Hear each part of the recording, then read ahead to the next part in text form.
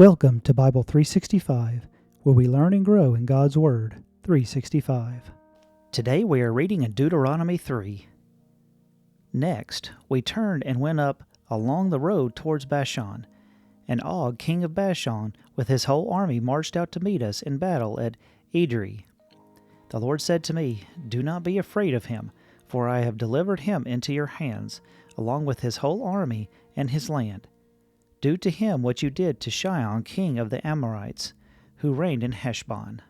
So the Lord our God also gave into our hands Og, king of Bashan, and all his army. We struck them down, leaving no survivors. At that time we took all his cities. There was not one of the 60 cities that we did not take from them. The whole region of Argob, Og's kingdom in Bashan. All these cities were fortified with high walls and with gates and bars, and there were also a great many unwalled villages.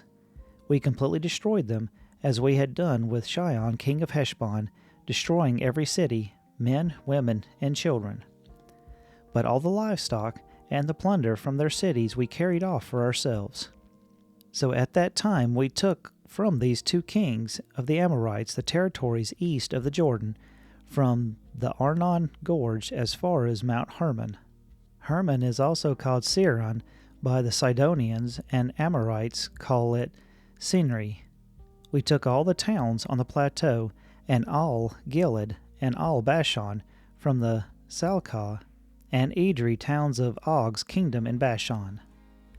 Og, king of Bashan, was the last of the Rephites. His bed was decorated with iron, and was more than 9 cubits long and 4 cubits wide. It is still in Rabbah of the Ammonites. Of the land that we took over at that time, I gave the Reubenites and the Gadites the territory of the Aron by the Arnon Gorge, including half the hill country of Gilead, together with its towns. The rest of Gilead, and also all of Bashan, the kingdom of Og, I gave to the half-tribe of Manasseh. The whole region of Argob in Bashan used to be known as the land of the Reubenites. Jar, a descendant of Manasseh, took the whole region of Argob as far as the border of the Geshurites and the Machanites, and was named after him, so that to this day Bashan is called Havoth Jar. And I gave Gilead to Machri, but to the Reubenites and the Gadites I gave the territory extending from Gilead down to the Arnon Gorge, the middle of the gorge being the border, and out to the Jabbok River, which is the border of the Ammonites. Its western border was the Jordan in the Arba, from Kinnereth to the sea of the Arba, that is the Dead Sea, below the slopes of Pisgath. I commanded you at that time, the Lord your God has given you this land to take possession of it, but all your able-bodied men, armed for battle, must cross over ahead of the Israelites. However, your wives, your children, and your livestock, I know you have much livestock, may stay in these towns I have given you, until the Lord gives rest to your fellow Israelites, as he has done to you. And they too have taken over the land that the Lord your God is giving them across the Jordan. After that, each of you may go back to your possessions I have given you. At that time I commanded Joshua, "You have seen with your own eyes all that the Lord your God has done to these two kings.